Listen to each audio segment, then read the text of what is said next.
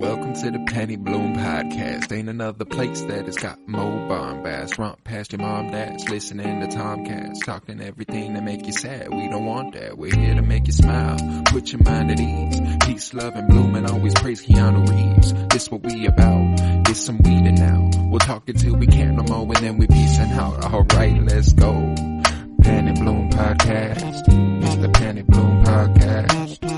Penny Bloom Podcast. It's the Penny Bloom Podcast. Penny Bloom Podcast. Penny Bloom Podcast. Hello, everybody, and welcome in to the Penny Bloom Podcast. This is Winter is Blooming, a Game of Thrones rewatch podcast. I am Colton Robertson, and I am joined by Joseph George. What's up, homie? Oh, what up, what up? Always a pleasure to be here. Oh, and it is always a pleasure to have you today. We've got a real good one. Season 1, Episode 6, A Golden Crown. We're officially past the halfway point in Season 1. We're making pace. We're making pace. I'll tell you that. This is, I don't know. I was talking to my girlfriend 6 weeks ago before we even decided to start this project. And, you know, we were still debating, like, oh, it's a big commitment. Is this something we really want to dive into? And, like, I was fully on board, but I was kind of throwing it at my girlfriend like I wasn't. I was like, I don't know. We're thinking about it. And she was like, I don't want to do that because I don't want you to do that because if you rewatch Game of Thrones, I have to rewatch Game of Thrones. And I was like, you won't have to rewatch a single minute. That was my vow to her. She would not have, and she has not. Still, I've rewatched the show for 6 weeks. She's not seen a single second of it. I'm like, yeah, wow. Yeah. We started off strong, and I think we got 3 episodes in, and then like Thanksgiving break happened, and like just some other things where we couldn't really keep it going. So like. Right now, it's now gone to just me watching the episodes, which is okay. But I'll the day will come eventually where she'll watch Game of Thrones. But at least for this rewatch, I think it'll be easier for whenever we just watch the show at our own pace. Yeah, the one a week. It's a tough commitment, especially considering like we got some fucking cliffhangers. You know, if you leave where you are at the end of episode 4. I mean, like, you almost gotta just go ahead and start episode 5, or else, like, you're probably just gonna go ahead and let it fall on the back burner. It's just kind of how these things go. But we have the discipline. We're disciplined here. Oh yeah, weekly rewatches. Oh yeah, this has been so much fun rewatching it. Like it's crazy how much I forgot of season 1. I guess maybe that'd be the most stuff I'd forget, but I feel like I would have known the stuff that laid like the foundation of the entire show, but like I'm forgetting a lot. I feel like it's seeping in a little bit harder than it ever has. Yeah. Like some of the intricacies of what's going on, I'm understanding a bit more. Like there are just certain things that happen that I think I must have just previously taken at face value. Like, oh yeah, cool. So that's what happened next. But now I like understand why things are happening. I think we're just getting better at watching TV. That's because fair. Like, here's the thing. We've covered fucking over 10 shows week to week since the last time I rewatched this. And we've talked about them and we've dug into them. And like, I'm like, okay, I think that it helps as a television viewer to talk about every single thing that you're watching. I guess this is a show where, like the first time you watch it, half the things that are being said, you have zero clue what's really going on. It really, like, I remember the first time I watched it, it was like through the actions of what happened where I really understood what was going on. If I had to like get something through exposition, there better have been some music moment that made it obvious that something just happened or something was said, you know, and then I don't know. Well, there's one of those in this episode where Sansa, like, I don't think I've ever realized Sansa was the reason Ned put shit together. Whenever she's like, I don't want somebody strong and gentle in this. I want him. And he's like, oh yeah, hold the fucking phone. Get the fuck out of here real quick. All right, bye. Like, I don't think I ever realized that it was Sansa who made him come to that realization. And like, I must have in previous watches. Like, it's not it's not like that's some layered thing that's not obvious, but like I just forget that sort of thing, that like Sansa's Yeah. the one who says the right thing and it unlocks a She's certain been with level. him the most. Yeah. Even though that she hasn't really been with him the most, I guess. They haven't really done a whole lot, but she knows his personality the most, and she does like say that I think she mentions like the lion's sigil or Yeah. something Yeah. about him. Yeah, and And she's that's like, what and, goes and off, Arya's and like, then his Arya's like, sigil's the "You're- fucking yeah, deer, you man. What the idiot." fuck's your problem? And he's nothing like that king, like he's nothing like that king. And he's like, oh yeah, he's really not. Man, Whoa. yeah, I don't know, Ned's investigation this time around has just been like way better I didn't than. realize that like a massive part of this fucking show was Ned being a fucking detective. And I don't know why I've never really realized that. Like he's doing nothing but detective work all season 1, the entire time that he is Yeah, on he's screen. literally, it's detective work with the side job of being Hand of the King. Mm-hmm. Like like Hand of the King is taking the side, For just sure. for the sidelines for this detective stuff, which obviously, it's about his kid and it's about his family, and like, he's gonna try to see who maybe almost killed his son. So like it's Right. fair, valid man of honor. Of course. But man, I don't know, it just gets Ned. I always knew I liked Ned, and I always knew, it sucks to have him go at the end of season 1, but like, man, I didn't I realize like just him. how I good like him he a is. lot. Like I already loved the character, but I'm like, oh my god, like this character's amongst my favorite characters of all time right now Mhm. on this rewatch. I'm like, holy shit, I fucking love this guy. Yeah. Um, anytime he's not on screen, I'm kind of wishing we would get back to him. Um, especially knowing that he dies. Like I want to spend as much time with Ned as I possibly can. So That's I'm true. always like, Yeah. no, no, I no, am no, get back to savoring it. Ned, get back to Yeah. Ned. Yeah. Like I need more Ned, man. Give me Ned. But you ready for something of a scene Mm. by scene location breakdown, starting in the Crown Lands and heading to the north, and then at the Erie and in Oh yeah. Vais Dothrak. Oh yeah. Let's do it. Let's do it. All right. Well, A Golden Crown, Season 1, Episode 6, aired originally on May 22nd, 2011. It was written by D&D, David Benioff, D.B. Weiss, and also Jane Espenson. It is the only episode she is credited for a writing credit, so shout out to Jane Espenson. You wrote one of my faves because this is goddamn incredible.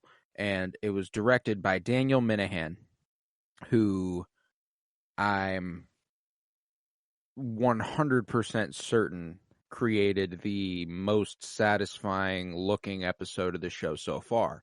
Mm. In this episode, there was Yeah, something different about it.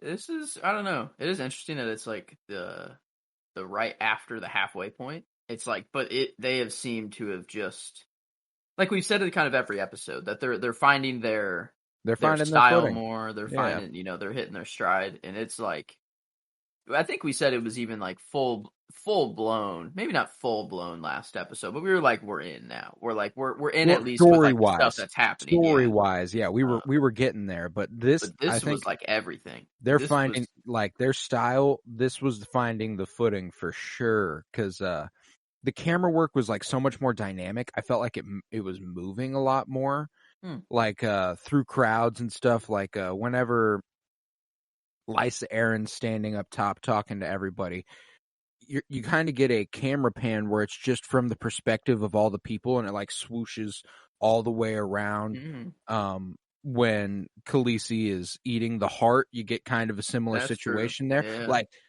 it's much more dynamic. It is moving a lot more, and I don't know what works about it. I don't know why that works for this show. It felt even more like visual language wise, felt even more fantasy-y, if that makes sense.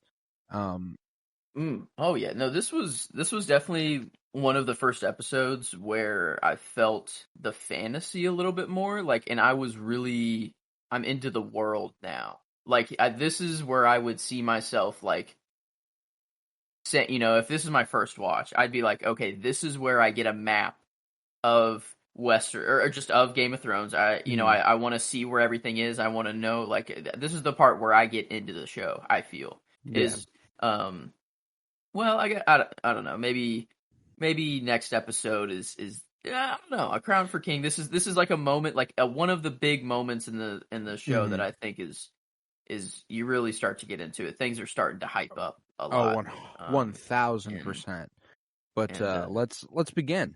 Let's begin. We start in the Crown Lands where Ned wakes up after an extended period of sleepy time because of getting stabbed through the back of the leg by an idiot Lannister soldier. Fuck that guy. He's a fucking idiot. But he finds both King Robert and Cersei sitting alongside his bed, waiting for him to wake up. And I see. I would like to know just how long they were standing there like that. I mean, they were Like probably standing there, just just like staring at him, just like, yeah, Yeah. wake up, wake up, wake up, wake up. Man, I mean, because Robert's just pissed. I love, like, I don't know, this, I love just, I forgot about this scene initially. Like, I forgot that this is how the episode opened, but it was such a good, like, such a good way to open. Like, Ned, how he immediately is like, I would rise your grace. You know how he's like immediately like, oh, well, I just got stabbed through the back of the leg, but like, I'll My still honor hold. comes first, like I'll let you know that if I could, I'd stand, but I just got stabbed in the fucking leg by your sister's boyfriend brother. So. Oh, Ned, man, the world doesn't deserve a Ned. No, it doesn't. But I've always loved. I didn't really remember this either, especially coming off last week. Watching it week by week, you get a sense for how the show was paced when people were watching it, like when it was on TV. I kind of forgot that Ned resigned his hand to the king, and then literally the next episode, Robert was like, "You're the hand of the king. You keep that fucking thing on, or I'm gonna pin it on Jaime Lannister." Okay.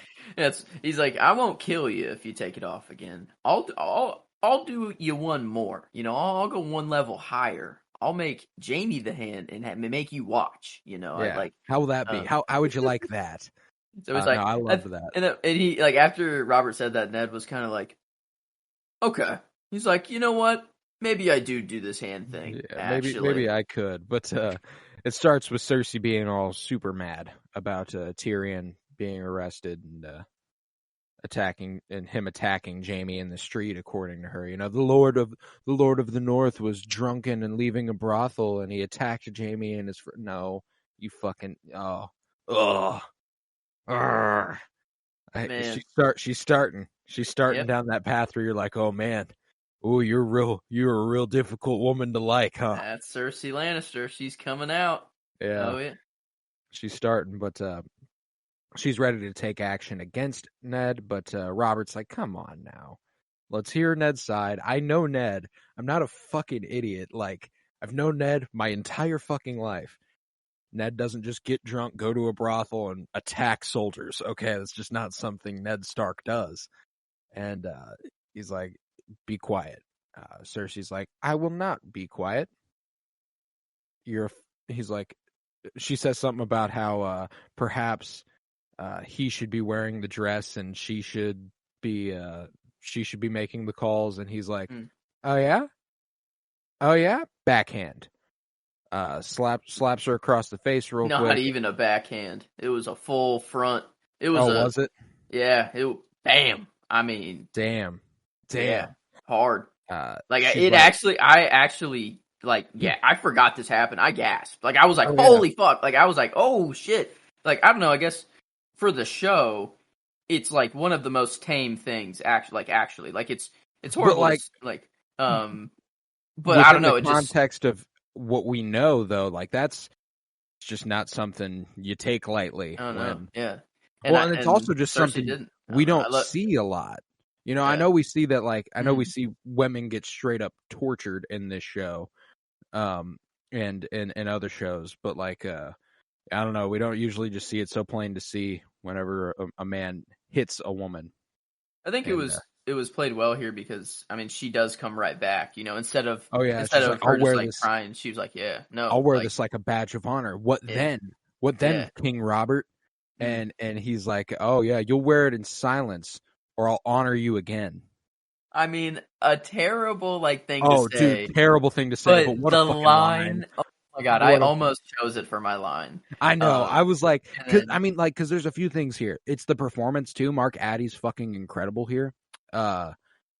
Especially immediately afterwards, where he's like, "I should not have done that. I shouldn't have hit her. It was wrong. That wasn't very kingly." Oh man, I love. Oh, that's you know what, a character that was completely on the sideline whenever I've watched the show before, and a character that I did not give really any any thought to whatsoever was Robert. Fucking And he, fantastic, dude. Oh my god, I love Robert this season. He's so awesome. Yeah, no, like, and that's the thing is that like within the show, you know, like obviously the morality of it is all sorts of fucked up, but I mean like within the show, he is one of the most likable characters right now because the stories he brings to the screen are so fucking important every time. Like he's who we start the show with as he's king. the king. Yeah, You know, like that's the king. And man, does it like it's insane actually just understanding the politics side behind it now. Like I think whenever I watched the show before, I got the like who's alive, who's dead, who wants to kill who. That's the stuff I'm like really you know what like really helped with understanding this sort of stuff was House of the Dragon. yeah, and how eerily similar. Like it's all just about the kids, all about the air, like the Game of Thrones. Like it's I don't know, it's really cool. But like yeah, I think just understanding the actual politics and like what is going on, the actual secession, like how everything works. I don't know. Everything is just coming together. Very satisfyingly. So I don't know. It's all making sense, but Robert then tosses the pin of the king's hand at Ned's side and says, "You better fucking wear that shit, or I'm gonna give the job to Jaime Lannister. Don't take that shit off again."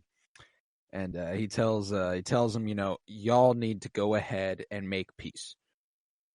Okay, I'm tired of this shit. I'm your king. Make peace.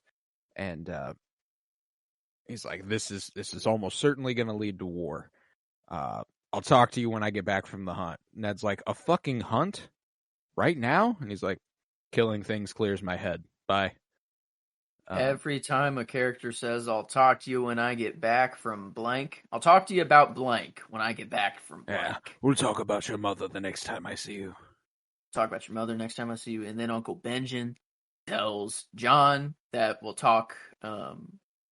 What will they talk about? Maybe it was just we'll talk more when I return. Is just what he said. I don't know if it was about anything specific. No, yeah, it was. It was about him becoming a ranger and going beyond the wall. He was like, "We'll talk more when I return." You know, like that's right. He gave him the lesson of like everything has to be earned. Yeah, that's what it was. He was like, "Yeah, you got to earn everything here. Basically, you're a little pussy boy right now. Earn it. Bye. I'm going beyond the wall now. I'm going to do what you want to do. See you later. Peace." Yeah. And then, you know, I guess didn't die actually. Maybe die. I don't really know what happens to that dude. I think I still don't fully understand. I think after season 7 he dies. Well, like he half dies. Half. And then he dies. I know he died, like for sure. But that first what happens to him in between there? Well, that's the thing. We literally do not see this man again until that episode in season 7, and there's not even an attempt at an explanation. You know, dude just comes out of nowhere. I think it was just like a fuck it. They were like, fuck it. What's a character we haven't touched in forever? We need someone to save him. It was their fucking Deus Ex Machina. They were like, just call this fucking guy in. I don't know. He'd be around, I guess. Yeah, but no, that'll be more fun whenever, like, because that is something that the show cares less and less about as it goes on. I can like point to everything here in season 1 as like a direct cause to something that happens next. You can tell in like season 7 and season 8, they were like, we don't need to, we can just go ahead and do things. It's such a massive story that like sometimes you just forget how things work on some storylines and you just accept things. You're like, you're having so much information thrown at you that Mm-hmm. like sometimes it's like, oh yeah, that's how it works. Like Yeah, I sure, for expect, sure. yeah, like I'll take that. Um, no, like this having like Robert like saying it, like having it be a rewatch though. You know, having him say the line of like, "Hey, we'll talk when I get back from the hunt," and Yeah, just right. knowing it's like, oh man, like the boar, No one the ever talks when they get back, you know. yeah, like god dang it, I know what's about to happen, and it's so much, it's harder this time because I actually like Robert, you know, the Yeah, character of him. I'm like actually like I want him on screen more, like I'm loving his performance, so it's like it's tough knowing that this is the end, you know, and yeah, it's right. uh, but man, I don't know, it's heating up though, like it's this Oh, it is where is. it starts, like Oh, it is. this is like I We're hitting the mean gas where now. everything this is Back half of season yeah. one, this is well, like it's just like House of the Dragon season one. It is the exact stuff that came right before the war. That's the entire season one. It's like what causes the war that's going to happen in season two, what happens in season one. Um, That's fair. It's just very accelerated in this yeah, case. Like this they one. weren't waiting for Viserys to die for a No, long yeah. time. It was just well, Oh shit, the everything's king died. seeming to happen and it's unwrapping, and then the king died. Well, not the public knowing about it, but I guess like people are starting to figure out. Then the king dies, then it all Yeah, unwraps yeah. within. Is it a day? Is it literally the same day that all of this happens? Oh Because no, no, no, no, no, no, no. In the back half of season one here. no, just this episode. Like Oh, just after. this episode. It can't be much more than a day, I don't think. Do they do they sleep? I don't. I feel like Ned wakes up. I don't feel like.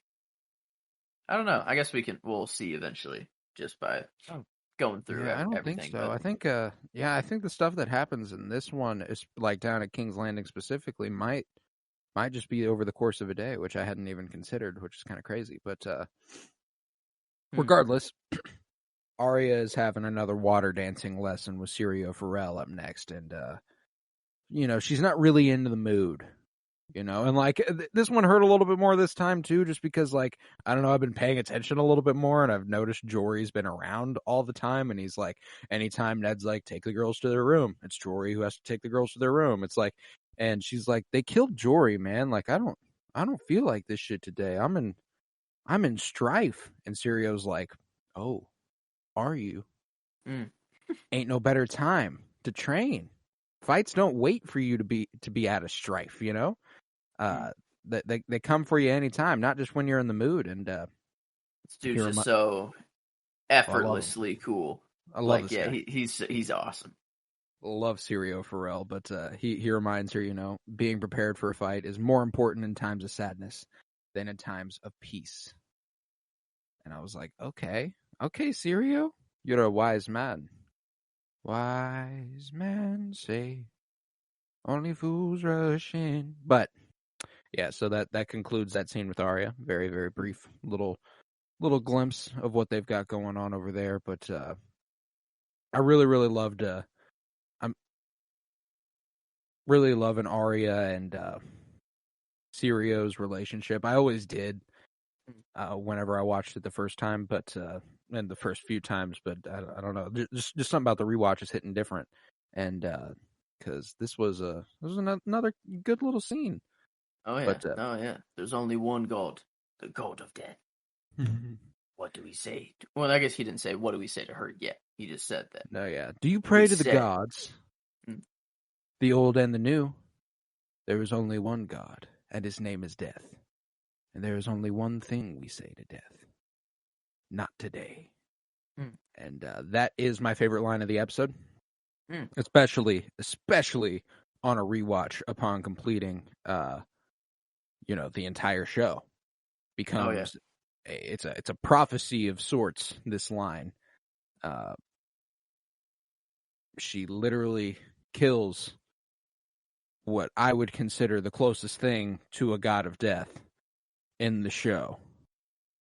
Yeah, honestly, like even bigger than a god of death. Like death has some honor to him where like he wants people to die, but like he just only takes people when it's their time. It's like Mm-hmm. it's just a necessary evil. But like the Night King, he takes it to the next level. He's like, I'll kill you and then I'll Yeah. resurrect you to Yeah. fight for me to kill more people so I can resurrect more people. It's like what an insane concept.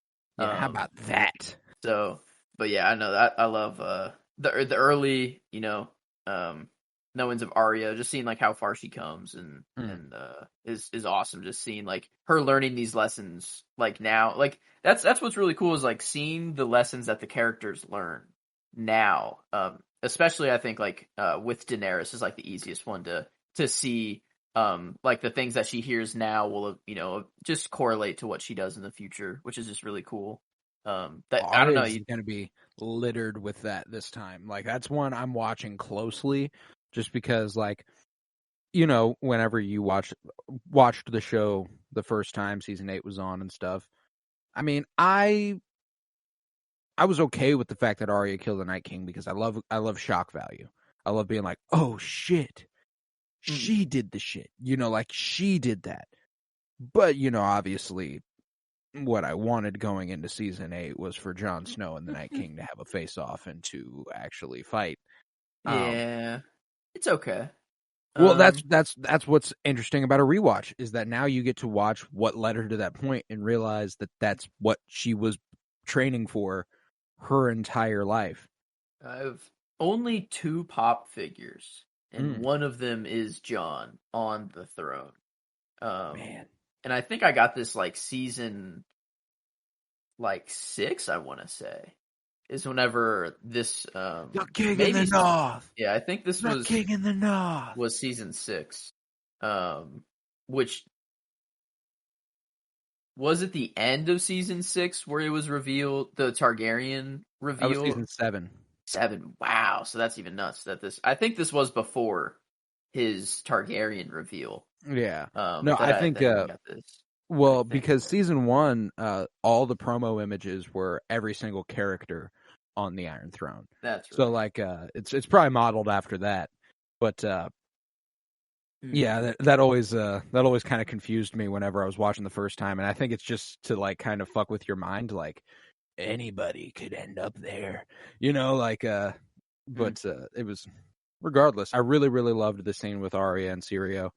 One of the goats, one of the all time remembered lines here, and the way it gets called back to by the Red Woman when she's about to go off and kill the Night King. What do we say to the God of Death? Not today. Fucking love it. Fucking love it.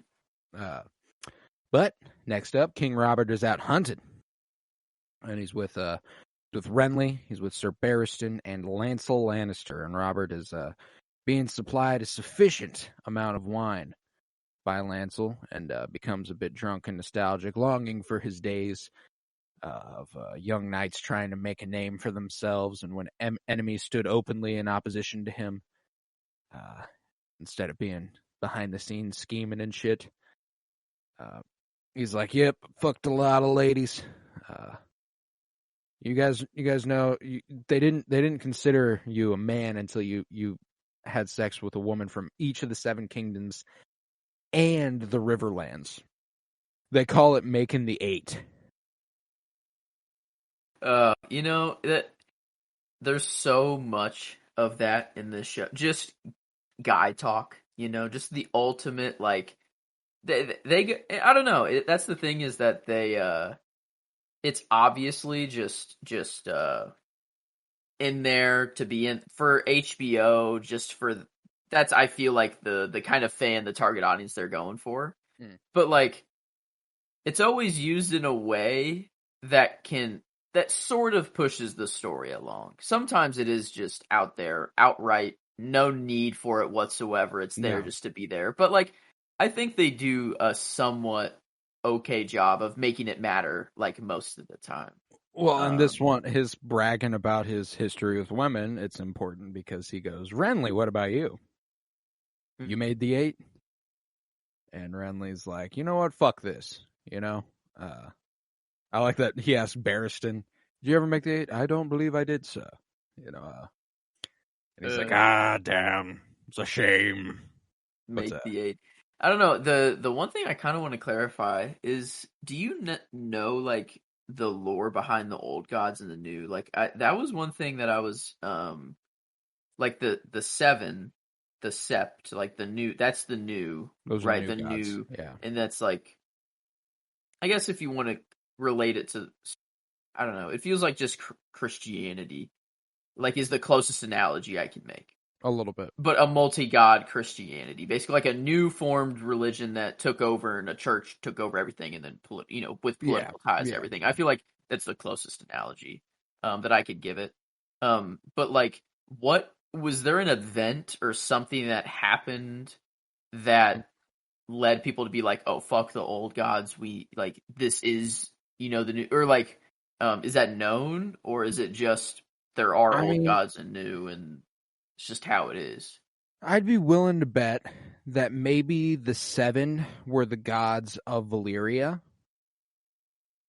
And when the Targaryens came over and conquered, they installed them as the new gods of the 7 kingdoms.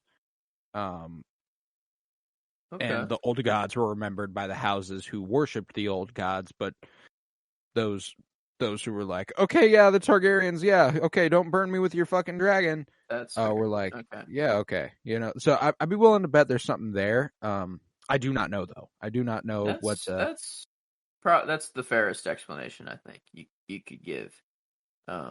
It makes the most sense that like installing his own like religion, coming over, conquering everything.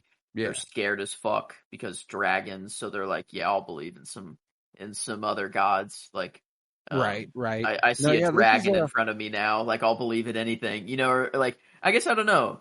I guess at that time, is like the average citizen just in the know of all of the magical stuff in the universe? Obviously, they don't know of White Walkers and stuff, but like, is like the Red Woman's? I guess like her powers aren't really known. Like she shocks a lot of people. Like whenever she shows, so like I don't know. Like, I don't think the general person is familiar with the magical side of this universe. Like, I think, in fact, it's mostly doubted. Yeah, true. And so I think there's something there, but here, hold on. I'm looking into the old gods. They're nameless and numerous. The free folk who live beyond the wall believe that the gods are everywhere, in the rocks, streams, birds, and beasts, and that they take the deceased down into the earth and make them trees, which is why the werewoods are sacred to the old gods. Okay. So yeah, it would be so old gods would be just on Westeros before. Yeah, it replaced. Yeah, the 7 replaced the old gods everywhere but in the north. Which is interesting. The north is the north remembers. Okay, that makes sense. Yeah, I've always just kind of taken it like the old gods and the new is just like a saying, but I've never actually thought of like, what happened to actually make people. Well, and there's also the fact that there's like the whole. Here's Robert Baratheon, first of his name, king of the Andals and the First Men and the Rhoynar, and like. I can't tell you honestly. I know what any of that fucking means. The Andal? Like what? The Andals, the Rhoynar. Like the First Men, I can get. It's kind of a self-explanatory. They were the First Men. Yeah, protector of the realm. I can get behind that. Right. 6,000 years ago, the Andals arrived with 7 pointed stars carved on their bodies. Oh, so it was not. They originated that's far before. Yeah, they originated. That's the old gods. Yeah, originated in the hills of Andalos and Essos, and brought with them the faith of the 7. Oh wait, the new gods are 6,000 years old. Okay, and that's when the Andals arrived from Essos. So they brought the 7 over from Essos. Wow. they fought with the first men and the children of the forest, and in the end, the first men lost control of everything below the neck. So, because the first men only controlled the north, the Andals took over everything else. The light of the seven shined on every other kingdom, while the north held on to the old gods. Okay, well that goes much deeper than I would have thought. Yeah, no, yeah, like I'm like, I guess like just how new is a new god, but true. I guess like I don't know why I think that like history started with Aegon's conquering. Yeah, everything started with Aegon. At first it was dark, and then there was Aegon. It's right. basically what my brain was before. But no, there's a whole history before that apparently. BC, before the conquering. But nevertheless, Renly gets real mad at Robert after some of these remarks, and he calls him a fool. Tells him that his past has had its share of violence, and that Robert is conveniently ignoring it. He's like, I'm not as much of a pussy as you seem to think I am. Okay, fuck you. And the horse you rode in on. And Renly storms off, and Sir Barristan is like, oh, I'm going to stand here and look on, concerned. Oh, things are going badly, and I am too old for this shit. But then that's the last conversation that he that's rough. Yeah, I didn't think about that. Be a rough one. And Lancel immediately feeds Robert some more wine. But was it intentional? Did they tell him to get him drunk, or was it just because they were building his just fear of Robert the whole show? I don't know if it seemed that he was just kind of doing it out of fear. Like, oh shit, he just got told off by his brother. He's going to want some wine. I don't want to be the one to not give him it and then him get pissed at me. Or was it explicitly Cersei was get him drunk? I think I'd be willing to bet that he was informed and told to keep the wine flowing. By Cersei or by...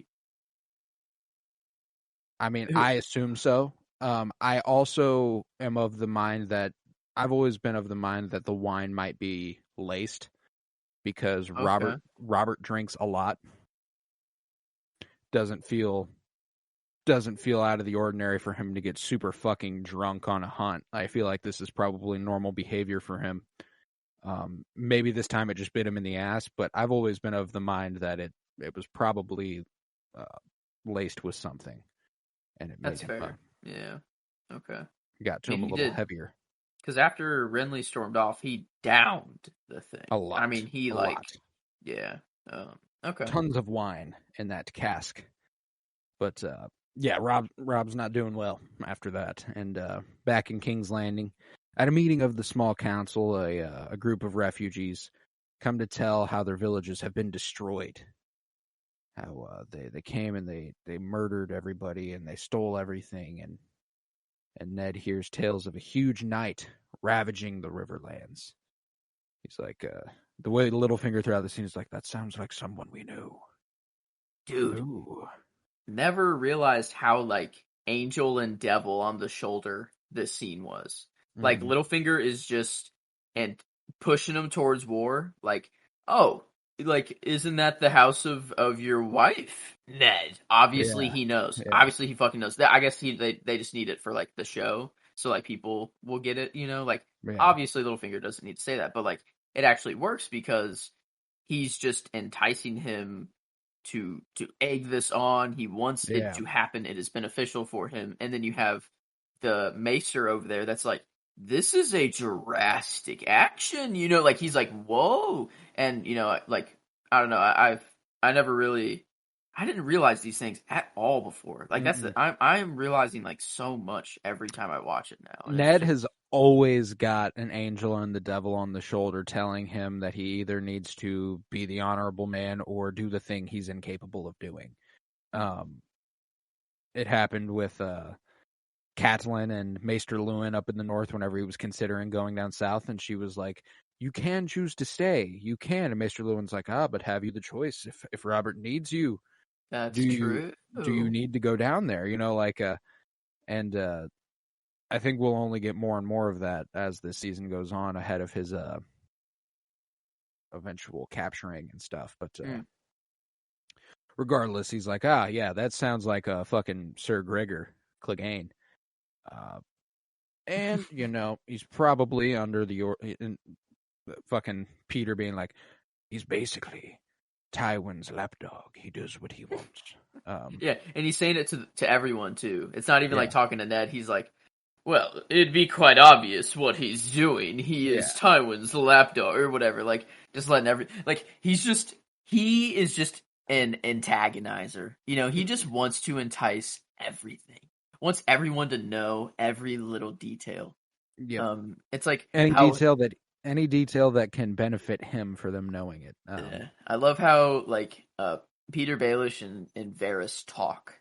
They talk as if things are just known. Yeah, oh, I hope that this detail doesn't matter. They say it like that, It's like they don't actually explicitly just tell someone what's going on. They just drop it in casual conversation. I love how, I don't know, they're so. Oh, I don't think anything of that though.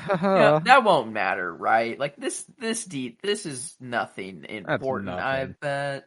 But yeah, the Lannisters seem to be punishing the Riverlands held by House Tully, as a result of Catelyn holding Tyrion captive. And even though Robert told him, make peace with Lannisters, Ned's like, man, you know what? This is the first time you watch Ned kind of take advantage of the power he's granted, almost in a way that is a little bit like, oh, that's not what Robert wants. He used the power for something he needs to get done. Yeah, I guess it doesn't really go against his honor. Though I would say because they did wipe out a bunch of his men. They wiped out a bunch of his men. They murdered a lot of innocent people. They tried to kill Bran. Yeah, no, himself, all of it's threats. It's fair on his part, but definitely not what King Robert wants. You think if Littlefinger isn't there, you think Ned still gets there? Like, you think he still gets here and he's like, fuck it. Like, this is because I feel like it's inevitable at this point. Like, he can't just sit back and I don't know. Like, if Littlefinger isn't there, I still don't think Ned goes, we'll wait until Robert gets back. Yeah. I don't know. I feel like he actually gets here anyways. But this is my favorite scene of the episode.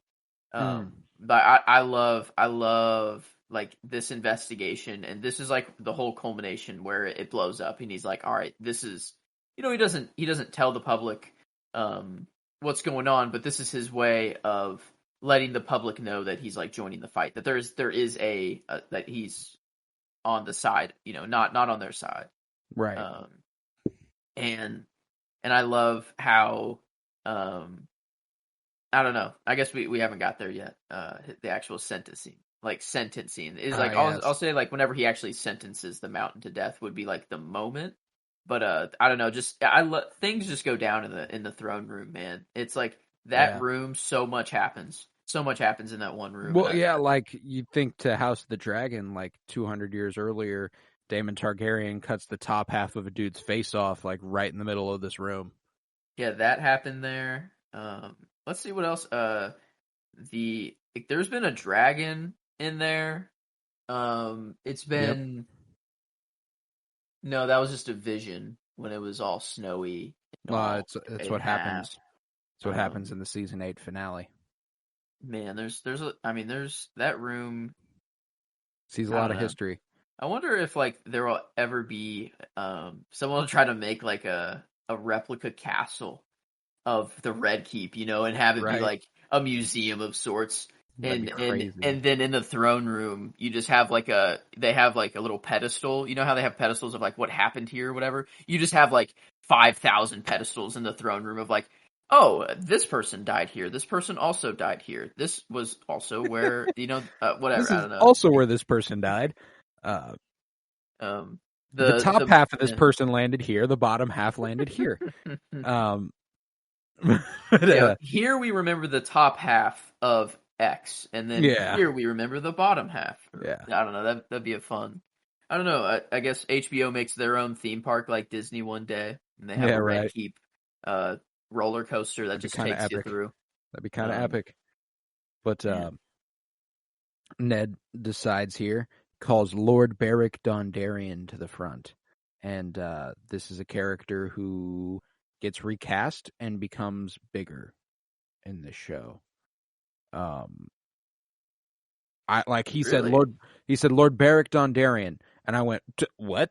Beric Dondarrion's the dude who stands in the doorway as Arya runs away with his arms pressed against the walls, getting cut up by White Walkers. Do you remember that? Like in the Long Night? Wait, the flaming sword dude goes north of the wall with them. Wait, what? The guy who gets resurrected like 7 times. He's up there. He's on my poster. I know that. Beric Dondarrion, man. He's a wow, big guy. Yeah, and he's just standing here. Ned's like, take 100 men and storm Gregor's hold. We're gonna go ahead and strip him of his knighthood, his land, his titles. We're gonna sentence him to death. Fair guy to send. Is it known that he's like died 8 times or whatever? Like I don't know. However, that's also what's interesting is like, did all of that, like that's one thing that this show I'm like, I guess he doesn't have his eye patch. Is it supposed to be the same guy? Like, I think like they just kind of threw a dude in here whose name was like familiar to people who have read the books, and then later on they were like, oh shit. Because this would imply the way we find Beric next is he's in the Brotherhood without banners.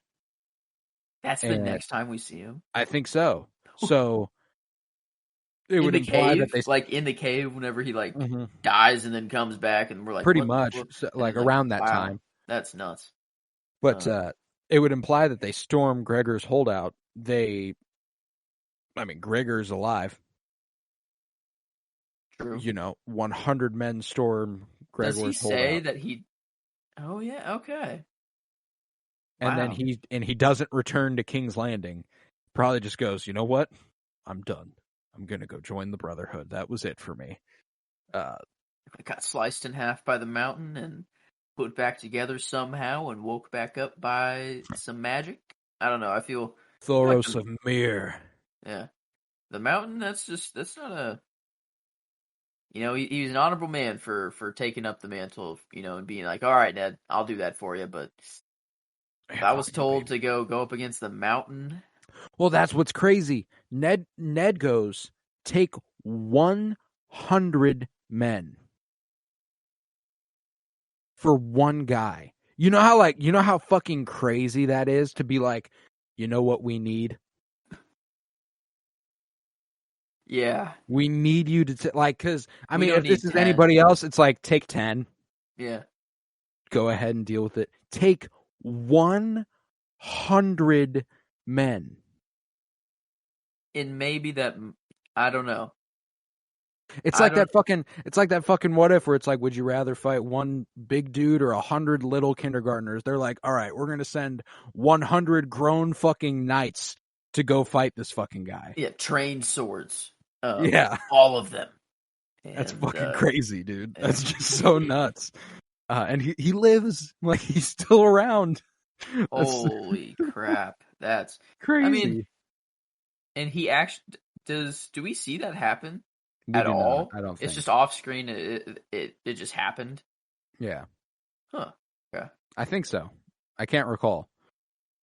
I think I'd remember seeing it. I don't think we see it. We might get another reference to it, and it might stand out a little bit more because we've had this discussion now.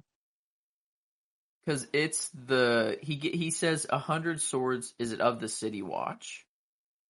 100 swords of the City Watch that he takes, or 100 swords of what? I think he says 100 knights. Oh, because I was trying to think if it's the same group of people that eventually flips on him. Littlefinger is like, I told you not to trust me. Like, I wonder if it even happened at all. I see. Because they were already on the side of Cersei, of the Lannisters, already in their pocket. I don't know. I'm not I'd sure. say probably not yet. I'd say because Littlefinger has to talk to Ned first in order for that it's too early for I guess that to happen. So is it mentioned later on that he was raided and that he got away? Is that mentioned? I think that comes up. I for some reason it's ringing a bell. But we'll just have to keep an ear to the streets for it because I can't recall off the top of my head. But nevertheless, he orders Grand Maester Pycelle to send word to Casterly Rock, demand Lord Tywin's presence in court to explain his bannerman's actions or be branded an enemy of the crown and a traitor to the realm. I was like, oh, he's taking big swings. Sending 100 people to go take out Gregor and stripping him of his knighthood. It's like, all right, yeah, probably called for, probably deserved. And then he was like, and also call Tywin Lannister down here or else he'll be branded a traitor of the realm. Damn. Give me the top dude right now. The richest motherfucker in the realm. I don't give a call him down here. Give him 14 days. If he's not here, war. Yep. That's nuts. Especially considering that it probably takes about 2 weeks to get anywhere. That's fair. Honestly, he's basically just calling him an enemy of the crown by saying what if the Raven fucks off for a little bit? Never even reaches it. How far is Casterly Rock from King's Landing? Probably because I believe Casterly Rock is in the west while King's Landing's on the east. So but it's a thin plot of land. It's just very tall. You know what I'm saying? Westeros. So I think it's probably easier to get, it's 1,000% faster to get from King's Landing or Casterly Rock to King's Landing than it is the north to King's Landing. Okay. 12 from day 50. Cover between King's Landing and Casterly Rock, 4,400 miles between them. Okay, that's pretty fucking far. That seems kind of impossible. Yeah. Well, there you go. Just a little. You can get there by ship. You can get there by ship. Average range per day.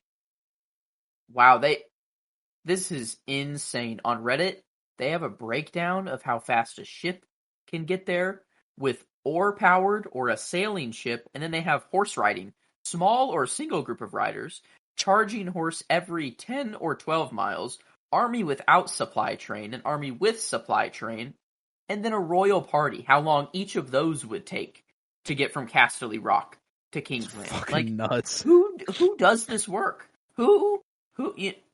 That's nuts. But so that makes sense. They can get there by boat. Okay. And make it much faster. That's cool. That's good. So not completely out of the question for Tywin to get there on time, but Peter Baelish and Grand Maester Pycelle are like, whoa, even Peter's like, wait a minute, that's not quite what I was getting at. You're gonna brand Tywin an enemy of the crown. I kind of hitched my horse to that wagon. How about you don't do that? It's all drastic measures, sir, Mr. Pycelle.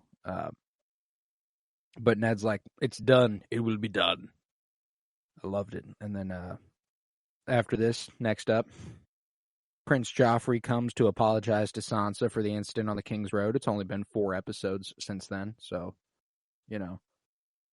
months now, because Ned literally tells Varys last episode, "I've been here for a month." Dang. So Joffrey decided, now I'll apologize for what happened on the King's Road, which was like a month and a half ago. Makes it even worse, man. He's like, what a like, just a super shitty apology. He says like some cute Romeo lines, whatever, and then he's like, yeah, I'll never, My lady ever, love, you will be I my betrothed. like, I will never be mean to you again, ever. I promise. Ugh. I don't know about that one. Yeah, nah, he's evil. He's an evil bastard, but literally. But I don't know. First watch, do you like still have hope for him? Because we don't know how shitty he gets. You know, like, yeah, no. First watch, I think at this point you're like, okay, well, this is good. You know, like like at little least, cringy. You know, yeah. it's young love, whatever. But like, Well, and they okay, also like I feel like at this point you'd be like, okay, this is. I this is hope good. to what he is from. I feel like you wouldn't. Yeah, because you don't know how shitty he gets at all. He was an absolute just piece of shit before, and just like, Well, it's like he's a little dick up to this point, but he's also like 14, so you're like, yeah, he's just a fucking kid being an asshole. So like, and he grew up as the fucking heir to the throne of the Seven Kingdoms. He's entitled. He's a bitch. He's a pussy. Like, and then hopefully there's a light at the end of the tunnel, but there's just not. This was also one of the prettiest looking scenes in the episode. Just the way they were like silhouetted inside in the room as the light pours in from outside and stuff. It was very, very, again, very fantasy, very wasn't Lady Tyrell just chilling over there, like at well, the side, like, the septa is that or what? Isn't it? Is that's not a that's not Tyrell? Tyrell. That's not Tyrell. That's just a Oh septa. no, that's not a, yeah, no, I'm thinking of just the head. Yeah, the The headpiece is headwear very similar. is just, yeah, that's where I'm going. No, yeah, that's Septa Unilla North. She came down with them. Thank you. Yeah, no problem. So, Man, goddamn. See, I'm still learning characters. yeah, right. And I'm feeling like I'm getting a complete understanding of the show.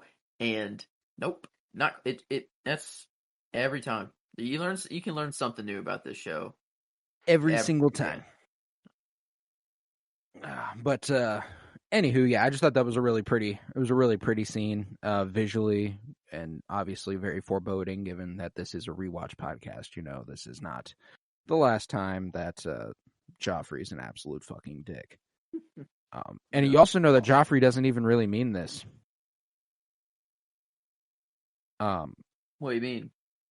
Because like literally 2 episodes ago, whenever, or maybe even Cersei was like, if you want to fuck painted whores, you fuck painted whores, and he's like, that's true. Sansa, like, like I have to marry her, like, you agree that the Starks are enemies, right? Like, he's a psycho, and he's just like, you know what, fuck it, I'm gonna go act like I love her. Like, what the fuck is wrong with this fucking guy? Man, that does make it even worse. Dang, man, he sucks. God, the Lannisters are just scum. Oof. But yeah. Next up, the last scene in the north, or not in the north, in King's Landing. Ned decides to send his daughters back to Winterfell. Arya is a little concerned that she's gonna have to part ways with Syrio. You know, like I can Syrio come with this? I'm doing, and Sansa's like, shut the fuck up. You can train with anybody anywhere. Fuck you. What about Joffrey, my betrothed Joffrey? I love Joffrey. And Ned's like, well, we'll find someone else for you, someone kind and, you know, gentle and strong. And she's like, I don't want any of those good things. I want Joffrey. I'm gonna marry Joffrey and have lots of golden-haired babies. He's a lion and I love him. And Arya's like, he's not a lion. He's a fucking stag. You know, he's a Baratheon. He's nothing like that king. And Dad's like, wait a minute. Wait a minute. You guys get the fuck out. Get the fuck out. I got something to do. And he opens up that book John Aaron was looking at before he died, and he looks to the house. Paperweight, though, that's on top of it. just just a little dagger. Just a dagger. Just the dagger. Man. He consults the book for House Baratheon, and Ned finds that every time a Baratheon is married, the children have black hair. Black hair. Black of hair. Black of hair. Robert Baratheon. Black of hair. Joffrey Baratheon. Golden head. And he has like a little like realization. He's like, what? No. Well, and I like that the conclusion he comes to, because I'm fairly certain there's not more evidence after this presented to him, is that he immediately goes, "Oh, she's fucking her brother." No, immediately. Yeah, like, because he eventually talks to Cersei, and just calls it out immediately, like your brother or your lover, like immediately. So like, I think he's like, okay, golden haired. Who else in the realm has golden hair? Obviously it's not Tyrion. It's not Tywin. Yeah, I don't know. I guess. No, yeah. And then like also he realizes Joffrey's like lineage, but at the same time he realizes that Jaime and Cersei is a thing, and then through that he realizes that that's what Bran's situation is about. So like he realizes so much here. He's like, oh my god, he's having his John Aaron moment. Oh my god. Like he's John Aaron in this. It just history is just repeating itself. He's finding out too much, and the Lannisters are about to strike and gain a little bit more power. Like that's what they did with John Aaron, and then now that's what they're doing with Ned or Robert, and then eventually Ned. Man, which geez, and this was a fucking huge moment. The first time you're watching, you're like, oh, he's figuring it out. He's figuring it out. Finally. Man, I don't know. His detective like storyline is just so cool. Like actually, like the suspense is nuts. Like I understand why this season is regarded as just one of the best seasons of all time now. Like it's so good. It is just so good. Fantastic shit. Fantastic. But that does conclude the storyline in the Crown Lands and at King's Landing. It was a good one. Good one this week. And that takes us to the north. Just a couple things. The Vale will be after that. The north is in Winterfell. Winterfell. Okay, I was like, I don't think we got Jon this episode. It was no Jon for 2 weeks in a row. I know. I was really trying to see if they had Daenerys, then Jon was in the because I think last episode or the episode prior they didn't have Jon or Daenerys. Yeah, it was like oh, how poetic. If you don't have one, you don't have the other. Whatever. Like oh, and then but like no, we get episodes where it's just Daenerys, but that's okay. We also get episodes where it's just Jon later on. I'm pretty sure we get a whole fucking episode where it's just the wall at some point, and it's just like there is no cutting away from what happens at the wall. That's a ways down the line, but nevertheless, in the north and in Winterfell, Bran is having another dream, and I like the way that all these dreams start the exact same. With him shooting an arrow, the three-eyed raven flying towards the crypts, him following it over there, and we get a little bit deeper into it this time as you watch it fly through the crypts, down the hallway into the dark, and you're like, okay. Now, obviously, the thing we can draw this to immediately is, again, Season 8, Episode 3. This episode has just a fucking ton of those pull-throughs, huh? With God of Death, Beric Dondarrion, the crypts of Winterfell here. Yeah. Man, that's... Did they, I guess... They had no way of knowing that, no. Like, that wasn't even conceptualized yet. The book wasn't out. They hadn't heard that from George. True. Wow. Like, that's... I guess it just... Some things just work like that. You can look back at what we did. Yeah, I guess, like, the details were there. George told him the story at the time, so it makes sense that it will line up with the future story, because George is obviously going to write it that way, like Mm-hmm. for the books, and then they'll adapt it to their own version of the story. But so I mean, it's not like a mastermind genius plan from the start, but it's No, really cool just to see the through lines that are created through it. 100%, 100%. This was just one of the many we'll fall into over the course of this rewatch, and this does wake him up, and we find that Hodor has brought him the finished saddle designed by Tyrion. No Hodor line, however. I We do not. know. We We see see him, but we Hodor, don't but get you it. I don't was so hear it. disappointed. I was waiting. I was about to You're open ready. the Excel Excel. file, and I was about to like add one to the counter, and then I'm like, no, like, and then he was off screen. I'm like, he better come back. He better at least give me one. You know, we can't like you can't blue ball me with showing me Hodor and then not having him say it, and then wow, yeah, I was disappointed. So still only at three Hodors total. Man, Hodor. Um, I mean that is No, at what's three crazy episodes in a is row. Yeah, 3 episodes in a row that it's at three. We didn't get any Hodor last episode or this episode. yeah, it's kind of crazy. Christian Nairn, the guy who plays uh, Hodor, obviously I know him as Hodor. I have every time I see him anywhere else, he's Hodor. Mm. But he's in one of my favorite shows of the year, in Our Flag Means Death, where he gets to say a little bit more than one word. Does he have more of a more diet, like actually Oh yeah, more 100% bigger. I mean, of a like not. character?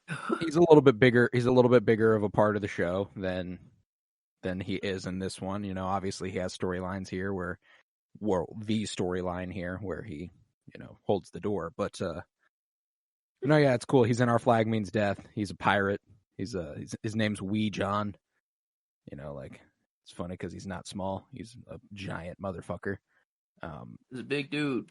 I was actually listening to the audiobook, and it was the way they describe it's like a Northman. I think it's Ned thinking about the mountain. He's like he's like contemplating what to do with the mountain, and they're like, in the north we have Hodor, who is said to be half giant. The mountain towers over him. Like he's like, it's not like the mountain is a much larger man than Hodor is, and it's like, God, that's insane. Hodor's massive. What's up with the mountain in the Hound? How? Like, are they just that gifted naturally? They're those guys. They're those guys, pal. If Hodor's a half giant, which maybe they're just, I think that's exaggeratory. I don't think he's just a actually metaphor, half giant. like, He's no just way, a giant dude. But like, for people to say that for Hodor, and then to have someone who towers over, like someone who it's like just not even close. That's crazy. It's crazy. The mountain's massive. Massive man. But nevertheless, he wakes up and finds Hodor with that saddle, and he goes on a ride with Rob and Theon. And it was so nice watching Bran ride around. Woo! Yeah, just screaming. Yipping and shit. I was like, man, you just don't get to see him happy, like, ever. And that was the first time he's, like, moved. In a while. Yeah. Since season 1, or since episode 1. Man. He's been in that fucking bed the entire time. Yeah, that had to be fun. Except for that scene where he's sitting out there with, like, Maester Luwin. They're, like, talking about shit. But, like, we haven't seen him moving yet. And this was, it was nice to watch him really get going. And I love the way that Tyrion came through. The saddle works. It's all good and stuff. And they received word from King's Landing about Ned's injury and Jory's death and Tyrion's capture. And Theon's like, so what you gonna do, Rob? You're 17. You're not a boy anymore. How about you lead us into war? How about that? Yeah. It's what you're supposed to do when your father can't defend himself. You're immediately supposed to take up arms and go to war. And Rob's like, okay, you fucking dummy. I'll go ahead and make a decision when that time has come. But until then, I'm going to follow my parents' orders. I'm going to stay in Winterfell. And I'll do what's right for my house. My house. Yeah, he's like, I'll do what's best, buddy. Okay. Mm-hmm. Man, I forgot how much Theon got on my nerves early on. Like, Theon fucking, like, that's the thing, is that Theon obviously reaches a level where you're like, I hate this guy. There's a point in this show where he's like top 2 most hateable characters. And and then you feel obviously, bad for him. and then you just like, because there's no character I've never watched them build a character up to be so fucking scummy and just such a shitbird. I'd say, like, he got out of the Game of Thrones universe for how shitty of a guy he was. I think his punishment was, like, the most fair punishment out of anyone. Like, other annoying people just got, like, a quick death. You know, like Joffrey? Everyone hates Joffrey, but, like, it was pretty quick. You know, he lived a somewhat good life.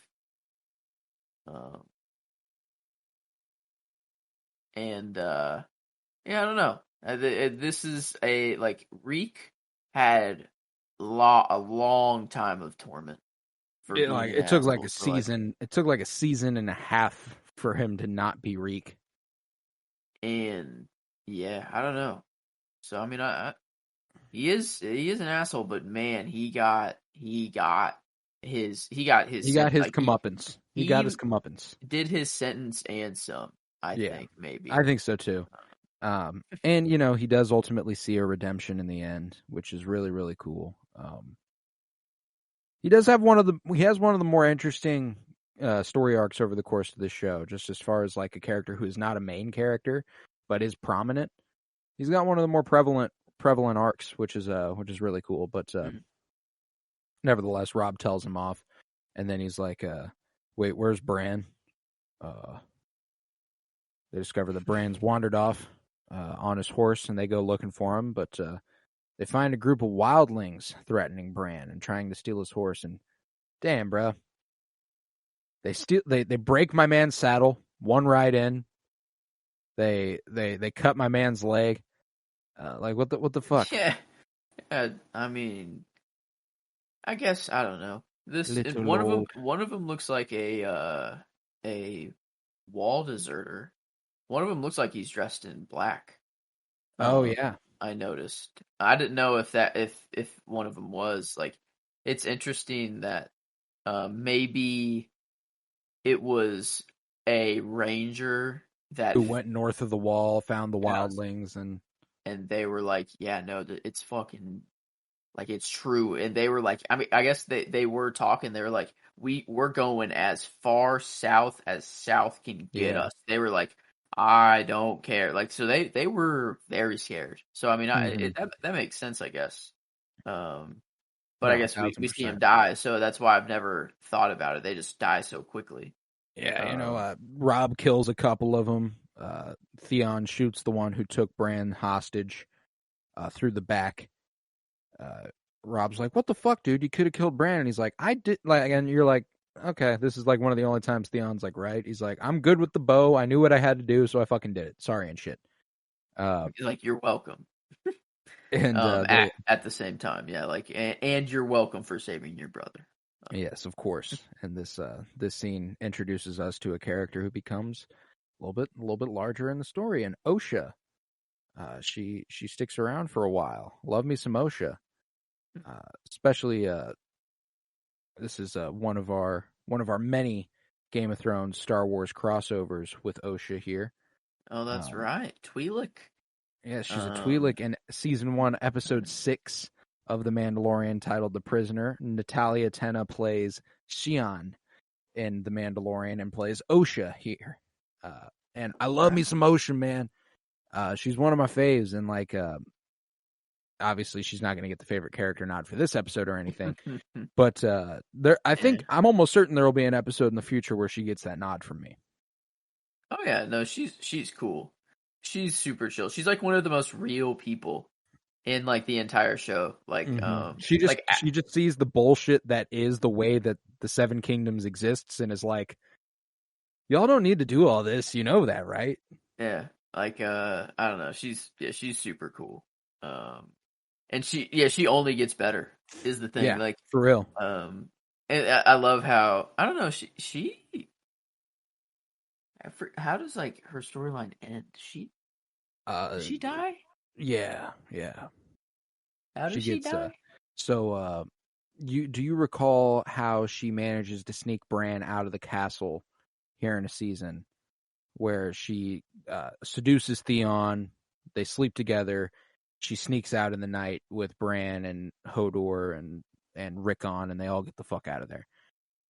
She tries again to do the same thing to Ramsay, but Ramsay is not susceptible to such things. And he goes ahead and tries to pick up the knife that she was reaching for and stabs her in the neck. That's right. Okay. Yeah. Okay, that's in what, a OSHA came season though, close. you said though? That'll be season Or that's 6. season, yeah, Yeah, that's Ramsey's season way later, 6. so that's Yeah, actually she's around for a she's long got time. she'll be around. That's But cool. she does disappear for a really long time too, and then just kind of pops up. Yeah. But yeah, OSHA comes close to being the one who rids us of Ramsay, which I was like, oh, that'd be fucking awesome if she's just some random wildling character who we've watched over the course of these seasons kills the biggest evil motherfucker we've seen, and it doesn't work out that way, but it would have been nice. But nevertheless, Rob agrees to take her as a prisoner, and she'll work in the castle. Love me some OSHA. Can't wait to see more. But next up, Roz, the prostitute that Theon frequents, is I was like last week I was like, can't be long now before Roz heads south, and then like this week she was like, I'm heading south, and I was like, okay, look at that. I love her reasoning too. It was so funny. She said, all the men will be going to war soon. They'll never come back. And so basically there's not going to be any men in King's Landing. All the soldiers will be gone. It'll be women dominated. See you later. Oh, Goodbye. See, the way I took this is that all the men in the north are going to be riding for war soon, and they won't be returning to the north. The business is in King's Landing. Oh, okay. That's definitely what she was saying. Yeah. Actually, I love. Wow. Yeah. Okay. Fair. Yeah, she's like, the north is about to go to war. None of them are coming back to the north. I ought to head south where I can make some money. Man. Oh, wow. Yeah. Did I really just twist it? I feel like she did say something about how King's Landing and how there are more. I don't know. I feel like she said something along the lines of that. Like maybe like more like it was both. I don't know. Yeah. I don't know. Or maybe I just took it the wrong way. Actually. I think there might be a little bit something in the next episode that kind of alludes to something like that. I guess fair. It is more the business is just gonna be better, Yeah. and the business is worse in the north after they all. Okay, yeah. Theon's like, but stay. Theon's the fucking guy who fell in love with a stripper. Yeah, man. Oh god, this was so funny. Are you gonna make me Lady Greyjoy? He's like, fuck no, you know I'm not. And she's like, all right, deuces. See ya.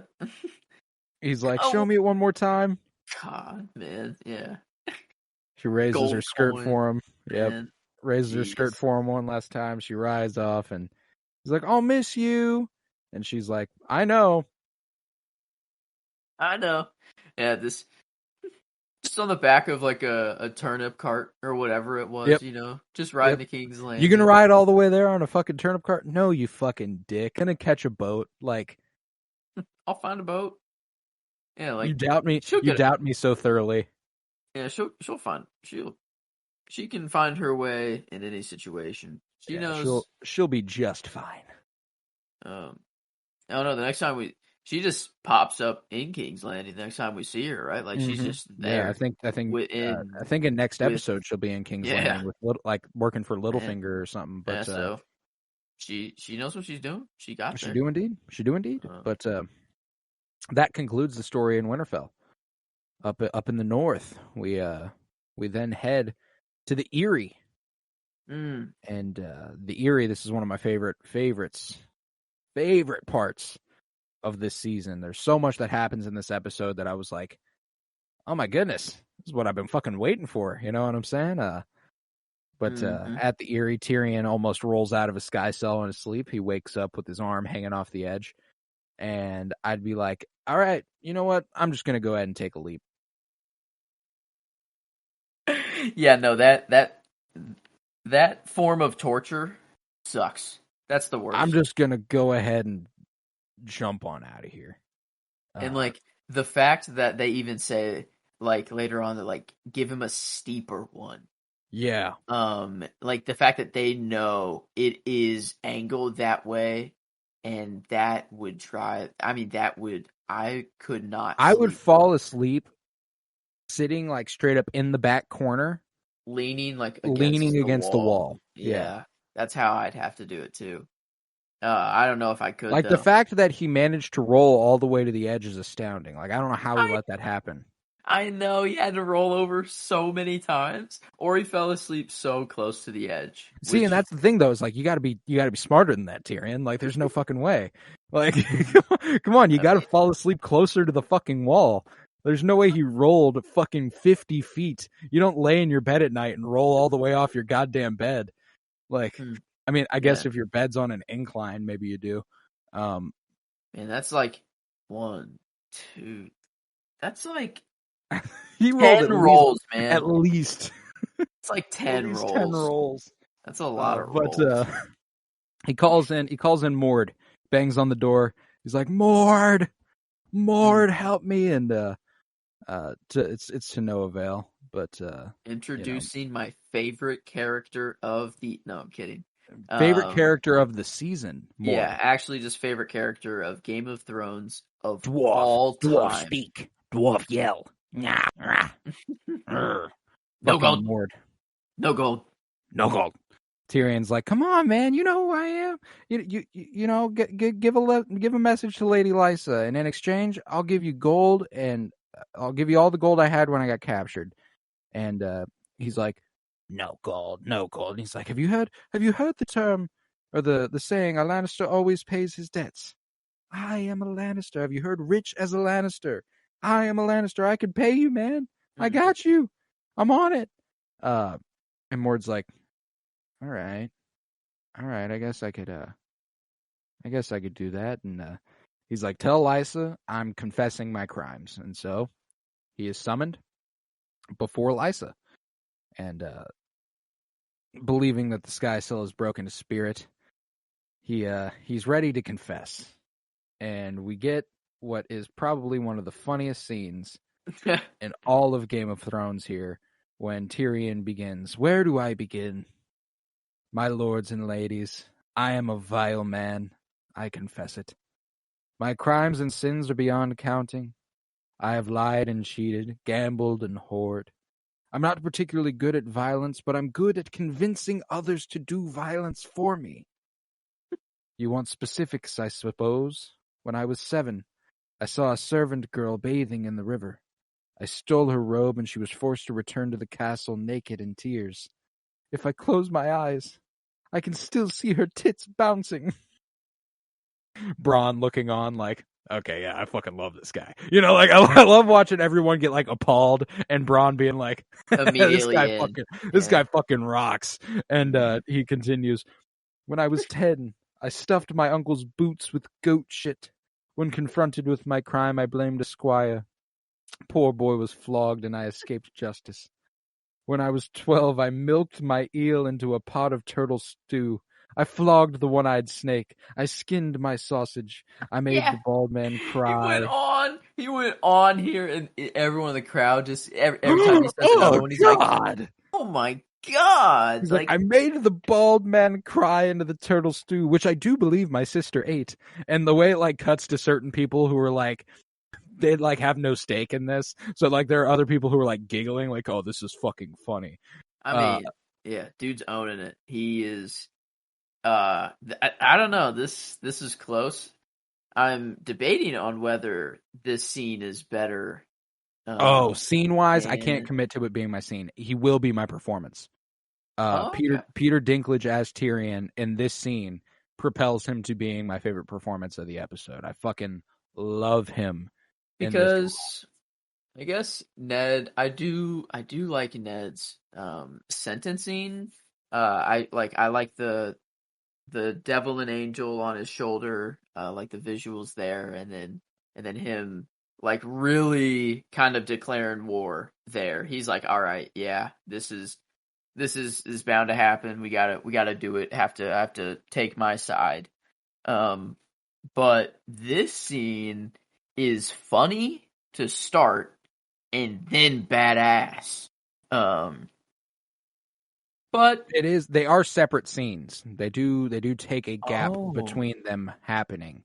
This is true. It's I do. important. I think. Okay. You know what? No, I'm gonna keep my scene locked in with Ned. Good call. Sitting see the Good mountain. call. I got I think my line. Yeah, I'll get to my line, and that'll give the nod. To Well, this. he finishes his confession of sorts, beginning another story, and the way he goes, Oh. I once brought a jackass and a honeycomb into a brothel, and they I cut want him to off. hear that story, man. They never finish it. God. They never finish it. Like in the finale of this show, when he's at the small council, he goes, I once brought a jackass and a honeycomb into a brothel, and they cut away. In the finale, when he's like, it's the last line Tyrion says. No way. Yeah, Really? like it's fucking outstanding. They never finish it, and I'm pretty sure you can find books. You can find the answer to it on like Reddit. I would like to hold it in until the finale comes, so it's like a payoff.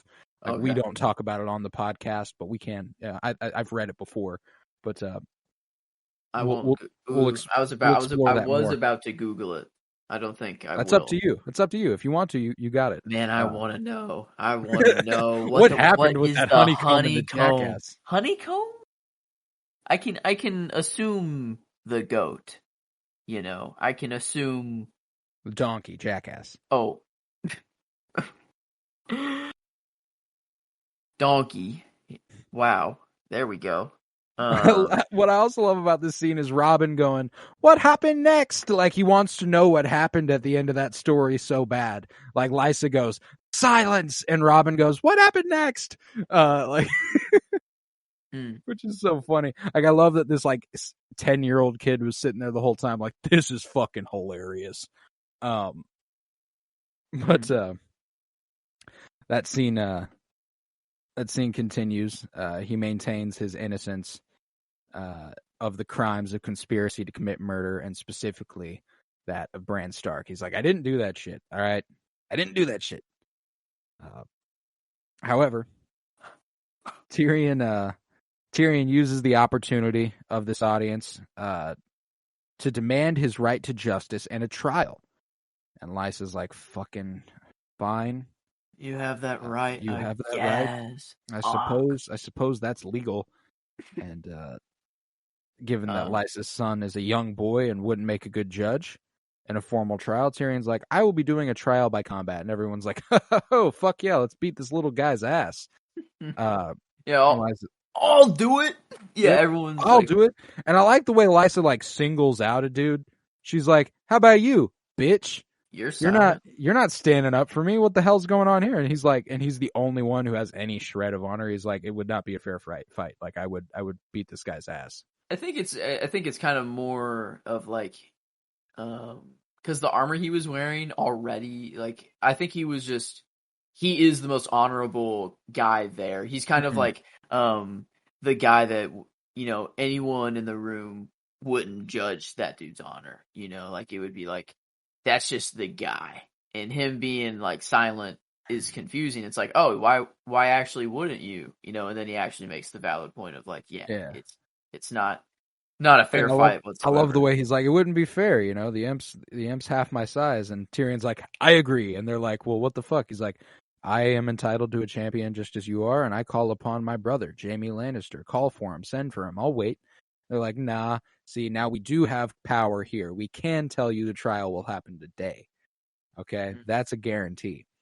And Sir Vardis Egan, that's the knight here of the Vale, who's like, all right, yeah, I'll fight his champion, whoever the fuck he picks, and that'll be cool. And they're like, nah, you know, we can't send for him. Does anybody want to volunteer? Tyrion's like, anybody? Do I have a volunteer? And Bronn steps forward. I'll stand for him. I was like, okay, Bronn? Okay, Bronn. I love that Bronn's just kind of like, fuck it. Like, just knowing Bronn in general, the only reason he does this is because he knows Tyrion's a Lannister, and he knows that it will eventually bring him great wealth to associate himself with Bronn. Best decision he's ever made. Actually he's ever made. Yeah, and he's also like, I'm also that guy. Like I could fight and beat any of you in here. You're right. Yeah, this dude actually lives out his dream because of this. He gets a castle. Mm-hmm. He gets, he's away from all this shit eventually, because of this decision. And yeah, you're right. He is that dude. That's what's fantastic, is because if he wasn't, he'd be like, "Oh, it's not worth the risk." Yeah, he's confident. He is confident that he could beat any knight in the room, which is, he's a sellsword. They continuously call back to like the people in like Flea Bottom, like the best knifesmen in Flea Bottom, and how they could take on the best knight in the realm and stuff. And it's like, it's cool to see like the people who are not knights, who are not of great houses and stuff, can still be super badass. And Bronn is amongst them. And the fight begins, and Bronn fights defensively, letting the blows come towards him. He throws away his shit. The guy's dressed in full armor and has a shield. He's just got a fucking sword. He's like, I got this shit. I'll do what I need to. Yeah, he's just tiring him out. He's like just letting him wail, just like not fighting back, just letting him get tired.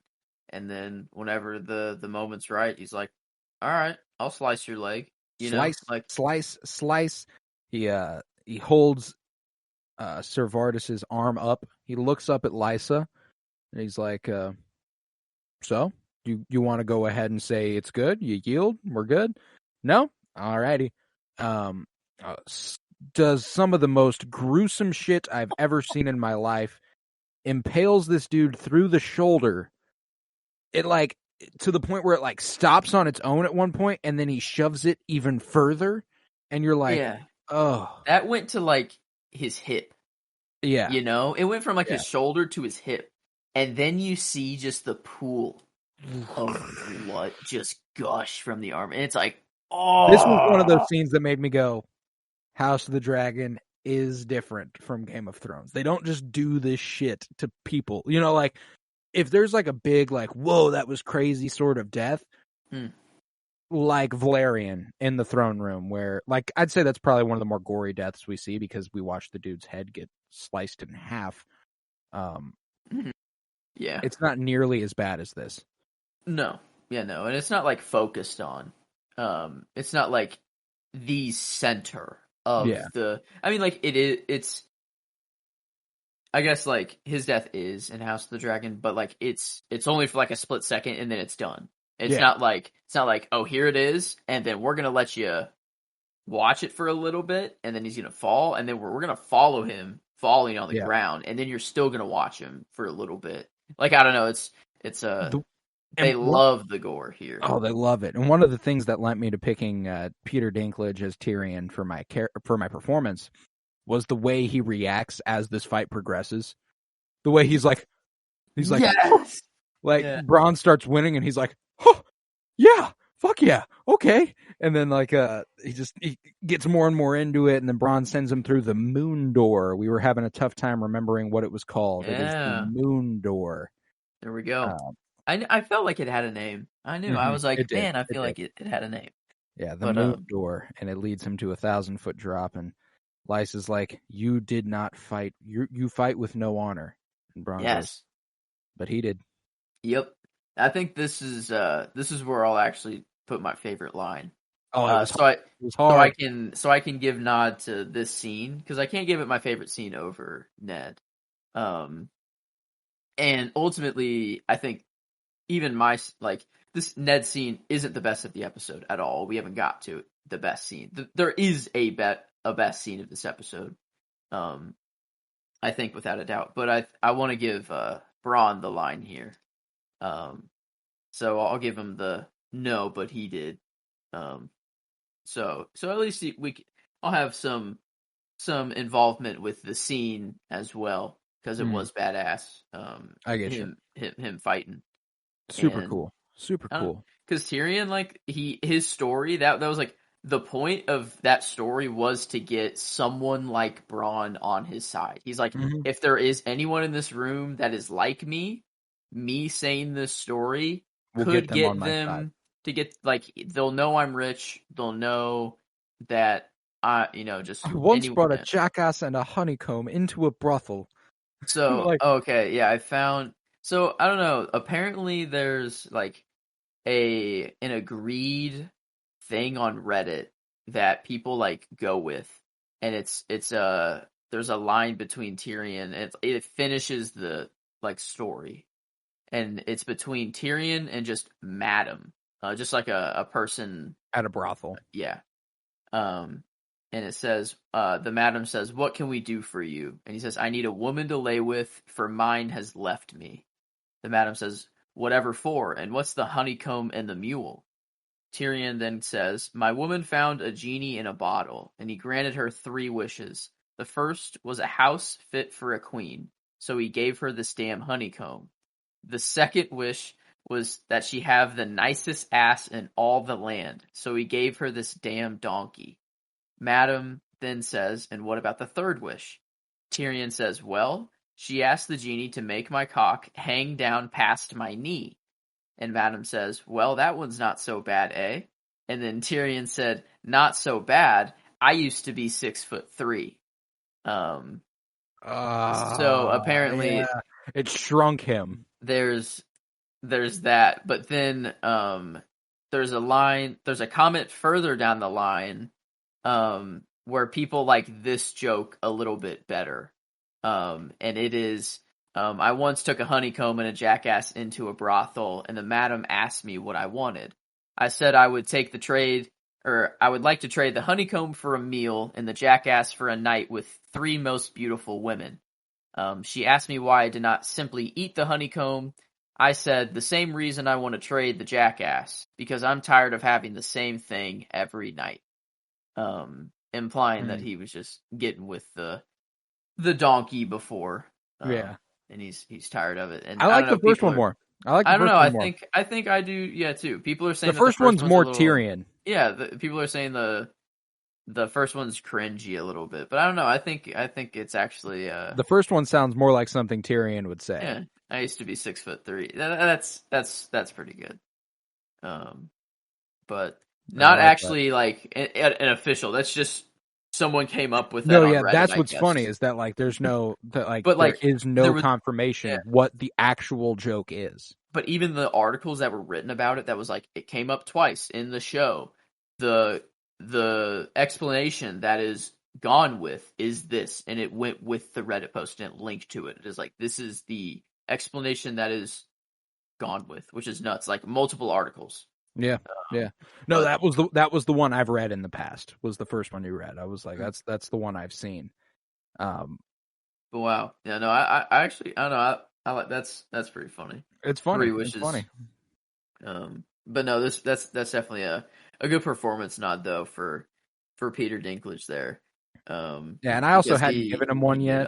Yeah, I got him in episode 4. So it's nice that he definitely deserves it because he's so funny and he knows the character of Tyrion. He is that character. So he definitely deserves the recognition. Yeah, no doubt. But after the fight concludes, he's proven his innocence in the eyes of the gods. Tyrion retrieves his gold from Sir Roderick, tosses it to Mord, and Robin's like, "We gonna make the little man fly?" And Tyrion goes, "This little man is going home."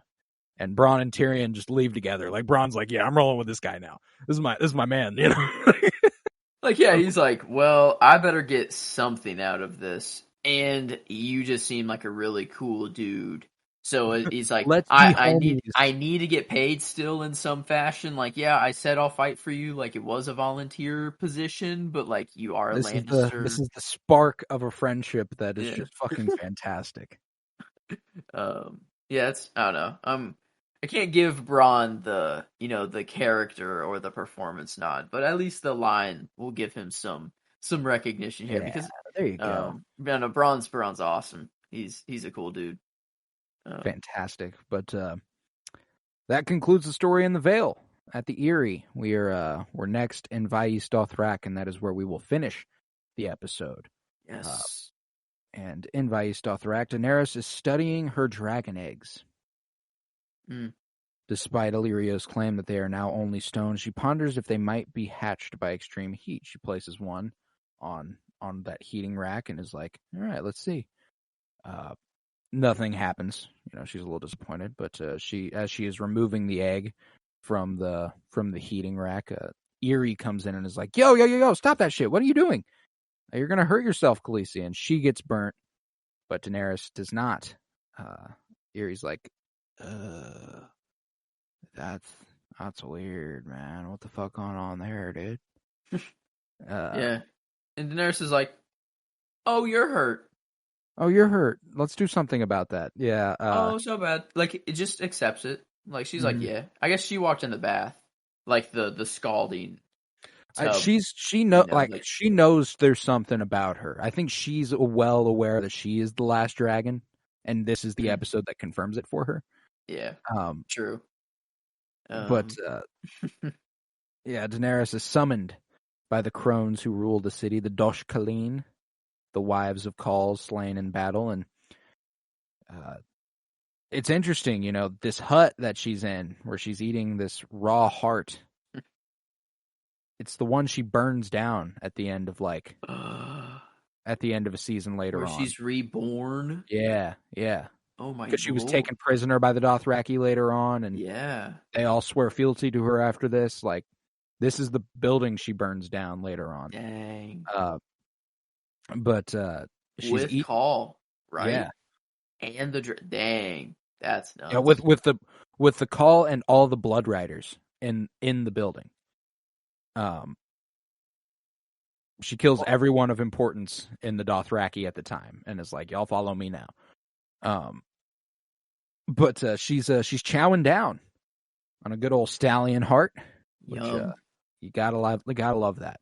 Gotta love that. And the crones read the omens to her as they're reciting in their traditions. And at first, it's not looking good.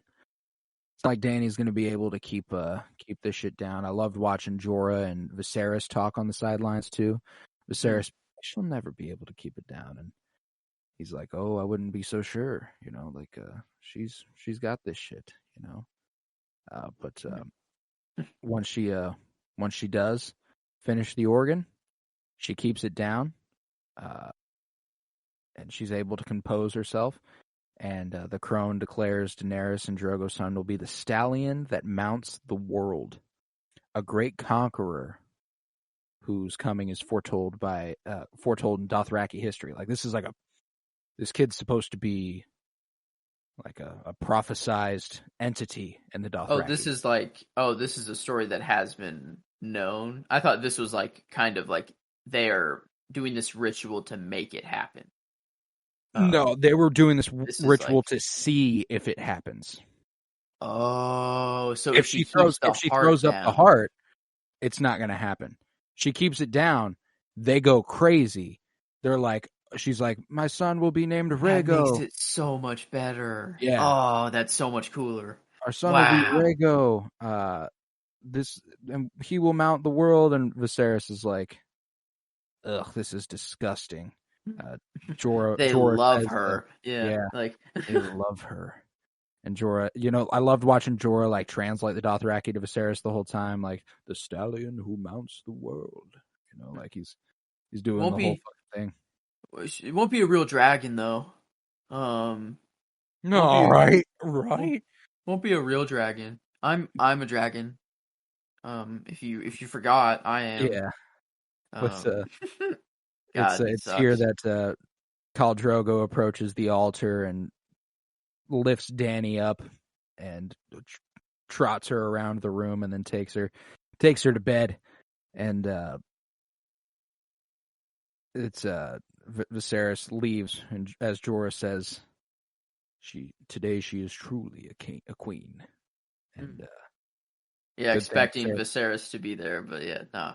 Yeah, he's so gone. it makes it even kind of more just like he's simping even harder because it like he obviously didn't mean to say that just to himself, but it actually made it be that way. And man, him like it just sucks. No, like I don't know why it didn't click to me that he was like always talking to Varys and like constantly like being a spy.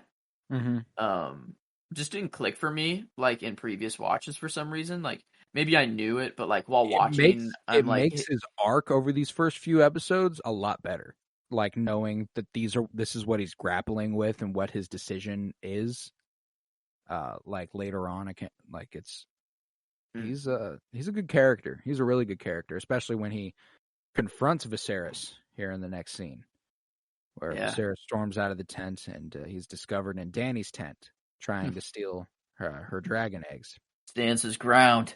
Jorah's like, yeah, that's not gonna fucking happen. You better not let them see you carrying a sword in Vaes Dothrak. And he's like, they have rules here. He's like, they are not my rules. And Jorah's like, all right, you fucking idiot. And Viserys tells Jorah that to rule, one must be feared or loved. And he has never been loved as the Dothraki loved Dany. Never once has he been loved as the Dothraki loved Dany. Real Commodus storyline here. Yeah, yes, true. Reminds me, I don't know, he's just like only grown up in the castle, like always expected everything to be handed to him, and he's like, why don't people love me? And then eventually he gets to the point where he's like, well, if they're not going to love me, whatever. There's only one other option I have, and it's, I don't know, it makes sense. Like the best kings are the ones who don't want to be, like in the first place. Like it always happens to be that way, or always seems to be that way. Yeah, 100%. Man, but here he says he knows that Jorah wants Daenerys. He's like, I see the way you look at her. I know what you are. I know what you want. But he doesn't care. He just wants the eggs so he can hire an army. He needs to get a boat. He needs to get an army. And Jorah's like, but you have all 3 eggs. He's like, I need a large army. And Mormont watches him as he leaves. But drunk, bitter, and angry, Viserys interrupts a feast for Daenerys and Drogo. And he demands his payment in return for giving Daenerys Drogo. He's like, all right, he's taking you now. He's not paid, so I want to be paid. Give me what you can. And he draws his sword, which is punishable by death in Vaes Dothrak. And he holds the sword to Daenerys and at her stomach. Yeah. Dude's psycho. And I love, Daenerys is my character for the episode. Yep. Just because she's absolutely fucking awesome. Yep. One of my favorite things about this scene is that Dany is not afraid. Drogo is perfectly composed. Everything is just so like, you pathetic little fucking man. Yep. Nope. They were under no threat. They knew. They knew that for one. They're like, yeah, he has a sword, whatever. If he tries to swing, every single person in this room, probably Dany included, it's not a threat. A threat immediately was to the baby, obviously, like whenever he was close. But this Dany gets the character nod without a doubt for sure. This episode, I couldn't I couldn't give it to anyone. Like her character development was nuts this episode, because I remember before, whenever she had like her first queen moment over Viserys, I think it was just over Viserys, and that was it. But this I don't know. She commands the Dothraki to halt. She wants to get off her horse and hang out for a second. Viserys is like, "You command me," and she's like, "I don't, but shit, I might as well." This one, she's queen. Oh, she gives the order. Yeah. So, She has I don't know if you recall in episode, I can't remember, I think it's 7 or 8 of House of the Dragon, when Valerian gets his head chopped in half by Daemon Targaryen. There's a little moment right before it where Rhaenyra looks at Daemon and gives him like a little nod, just yeah, yeah, just yeah. you're right. Drogo And does come over and kind Drogo of. comes on over and she like looks at him and he goes, "You know what, Viserys? I will give you a crown that men will tremble to behold." And Viserys is like, huh, "That's all I wanted. Thank you, Wow. thank you." Okay. And Drogo's blood rider Quotho goes ahead and seizes him, breaks his arm, uh, and makes him drop his sword. And he kicks him to the floor. And Drogo takes off his medallions and stuff and melts them in a pot. Viserys is begging Daenerys for help, and Ser Jorah's like, "Look away, Your Grace." And she's like, "Nope, no, I'm not going to do that. I actually want to see this. No, I'd like to see where this goes." Yeah. Uh, she watches as Khal Drogo comes over to Viserys and says, "A crown for the king," and pours this molten gold over his head, causing Viserys to cry out in agony and ultimately fall forward, clanging his head against the ground and dying. As Daenerys watches her brother die, she says, "Well, Viserys was no true dragon. Fire cannot kill a dragon." And the episode cuts to black. I don't know how fair that line of logic really is. Like, yes, the gold is hot, but it is also It's molten forming gold. his head in metal. It's not just fire there. Yeah. I mean, but I'm not giving this Viserys any credit though. He isn't a dragon. This does No. prove it No. because he did have burn marks. He wouldn't have had burn marks though. It Yeah. could have still killed him. I think. Like I think if you pour molten gold on Daenerys's head, she probably dies still. Yeah, She it's probably not it's because probably of the burns. it's probably unfazed, but she probably is screaming because her skull is being crushed by metal that is forming around her head. But Yeah. but no, like he had burns on his face, so yeah, dude's not a dragon. It's not a Dude's just dragon. a total pussy. Brings shame to the name Viserys. Yes, he does. Yes, he So does. And this does mark our first major death of the season ooh, and of the show. Viserys okay. he's the one they've been going, he is the threat to the throne the entire show. So far, Robert's been like, it's Viserys, like he'll come over, he'll reclaim his throne, and that'll be it, and ultimately, this is the first time we lose a contender. Mm, You know what I'm saying? We lose a major yeah, character in the show, and true. Yeah, I don't God, it know if couldn't have happened to a better guy. yeah, I don't know if I did say, but This Daenerys is was also my my character, but she also got the performance too. uh, For the having to eat the heart. Like obviously she's not eating a heart, but like she had to make it look like she was and keeping it down. And then her like just powering through, seeing her brother, go through that and being like, "No, I have to look." Um it was I don't know, she just I think she really owned the episode. Um and it was my favorite part of the episode. But I wanted to give Ned the scene because I couldn't give Ned the character performance nod really mhm. over Amelia Clark for this Nah, episode. So I couldn't either. I wanted to give her the performance, but I was like, I'm gonna spread the love around a little bit. Peter Dinklage yeah. does some great, Oh, but he but definitely deserves it. Yeah, Peter yeah, Dinklage. He killed it. yeah, she gets my favorite character, and this A Crown for a King gets my favorite scene. That's Round for a king. I remember the first time I watched this, I was just like, "Fuck yes!" You know what I'm saying? I was Dude, like, Drogo gets in Viserys's face. He looks him eye to eye in his last breath. Like, mhm, I mean, well, maybe not his last breath, but I mean, he gets right in his face and just stares at him, lets mhm. him know who killed him. Yep. Like Drogo's just so badass. Danny is unfazed Yep. He's like, well, if he is a dragon, he won't die, which, flawed logic, but I'll take it. It's a TV show that has dragons and a wall and a Night Right, King. right. So like she's like, well, if he's a dragon, he won't die, and it'll be a cool test, a cool piece of knowledge to know for me as well. And then if he dies, he is a piece of shit that has been a thorn in her side her entire life. So fair enough. Like it's a win-win for her, no matter what happens. There's no L's taken. It's probably more of an L if he lives, actually. Fair. So, yeah, this was probably the better scenario for Danny.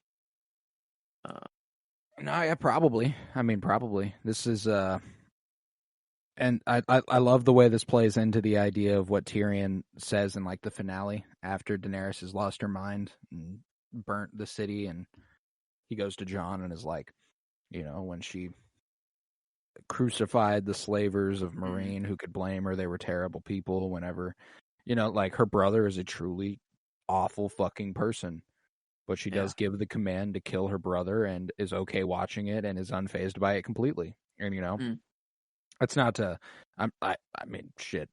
Her brother's the fucking worst, and this is all fair. But all these things do lend themselves to being like, well, that's a little bit of a sign that that's not 100% okay in her head. Yeah, ish. I don't know. I guess she just really takes the Dothraki ways to heart, I think.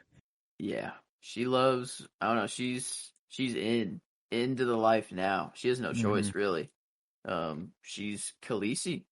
She is Khaleesi. So, and she doesn't want to just be a boring Khaleesi. No, this is Daenerys Targaryen we're talking about. She's not. She's not queen shit of fuck mountain, baby. But that did conclude the 6th episode of season 1 of Game of Thrones. A Golden Crown, a fitting name for a fitting end for Viserys Targaryen. And yeah, man, we got all our favorites out of the way. I think it might be time for a rating. It is time. Oh yeah, I think we already said actually off mic before that this is just 10 genre wise. Like the show has it's hit found its footing. It knows what it is. Fantasy wise too, it's so like incredible. The idea that he wouldn't have died if he was a dragon. You have the dragon, that you have like just absolute battle for the throne. Like it felt so real. Like it's feeling so much more real than ever. Like especially on this watch for me. So I think genre is kind of the easiest one to get out of the way first. We can just say 10. Yeah. Enjoyment. I'm very high. I'm above it. This is my new favorite episode of the season. Yeah. I'm not at a surefire 10, but yeah, there is hesitation, so it's not a 10. I'm leaning middle of that, like 9.5 is kind of where my gut was feeling. I like that. I was either 9.5 or 9.25. I didn't think it was a full, a little bit. No, like the struggle I had, because I was thinking after I watched this about what we were going to rate it, and I've had a tough time committing to going, oh, some of these episodes in season 1 are my favorite episodes of all time. Upon rewatch, this one I can genuinely say, I don't know that we get better than this in season 1. There are obviously some pretty massive moments that happen over the course of the season. But as a single episode of television, I don't think I enjoy any of the rest of the season quite as much as I enjoy this one. Let's see, we get Ned figuring it out in having his realization. We get a little bit of Arya's sword training, which was cool. We get Daenerys, the conclusion of Viserys. And Viserys dying, which we get Daenerys eating the heart. She's going to give birth to the stallion that mounts the world, and Bran, and we went up to Winterfell. Saw him ride around on a horse a little bit. Met Osha, love Osha. Yep. Sick. The Veil. Oh, the dude, Veil. Yeah, I don't know. Okay, wow. This is an all. I think this is genuinely for me. This is an all-time episode of Game of Thrones. Yeah, I think 9.5 or 9.75 now is actually where I'm sitting I pretty at think a 9.5 is 9.5 fair for though. enjoyment. I think that's good. I like that. And then critically, it is again. I think this is the best episode of the season so far. I have no doubts about it. I 9 was would be the floor. my gut was 9.25. And that's kind of where I was too. I'm like, man, they're really finding their stride. It was now they got the visuals honed in. The way this episode looked was just so much better than any episode before it. Like, it was miles better. Mm. Yeah, I like that. That shakes it out to a 9.58, so a 9.6. 96%. Which is the highest. Last episode was a 9.33. Let me get IMDb pulled up real quick for their rating. I think like here is the start of where every episode after this is above a 9. Yeah. In the for the rest of the season, I'm pretty sure. I 100%. believe this was a 9.1 episode. A Golden Crown, yeah, 9.1 on IMDb. Here, I'll get Rotten Tomatoes pulled up for us. Okay. But yeah, 9.6 for us, so not even far off average wise. Off IMDb, which is crazy. That's a super high score for IMDb. Man, dang. Yeah, So Rotten Tomatoes has it at an even 100. damn. So we split that pretty faithfully at a 96. There we go. Feel good about that. 96%. It's a damn good episode of Game of Thrones, man. Like, I was watching it and I was just kind of bewildered by how great it was. Like, it gave me a feeling I haven't gotten from the first half of this season.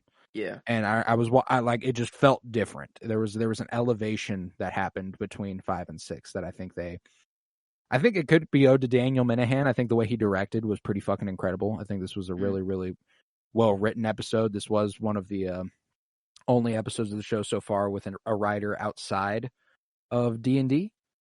You know, this did have a teleplay by Jane Espenson, and there have been episodes with other writers on them, like Brian Cogman wrote episode 4, Cripples, Bastards, and Broken Things. But beyond that, this whole show's been D&D. It's been David Benioff and D.B. Weiss, besides 4 and 6 now. I think this one shines. I'm gonna have a theory, and the reason this episode isn't a 10 out of 10 is because we got 0 Hodors.